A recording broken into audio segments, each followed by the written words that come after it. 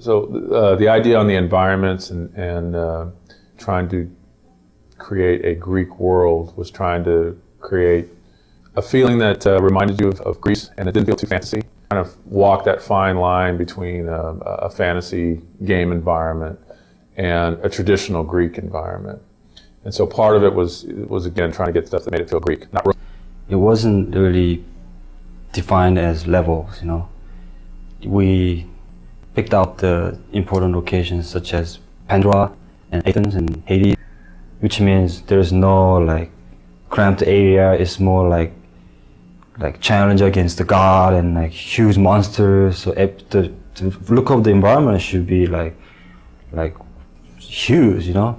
So with each of the environments, what we tried to do was kind of move you through the world using color to kind of help move Dave's story along and kind of emphasize the emotional impact of what he was trying to do. Of the ocean, where I'm battling the Hydra, where we've got, in that case, you know, there's more kind of greens and blues and things like that. I don't want to go into that same scenario color-wise again. It's like if I did the whole game in black and white, you get probably bored with it after a while. So one of the interesting aspects, especially in the Pandora section, was a lot of times you'll see multiple iterations on statues as well. And one of the reasons was that one of David's idea was he wanted those statues to come to life, whether it was Atlas or Poseidon rising out of the water. The things that were in that environment, the objects, the things reflect what was going on again with David's story. So in Pandora, as an example, that whole sequence is about basically going mad. And so the idea was the structures, the traps, the visual look of that should begin kind of a madman in some instance. I did that piece, even the level of my own interpretation. I was thinking it's like things are like there's no gravity, but at the same time things are like kind of shifting all the time.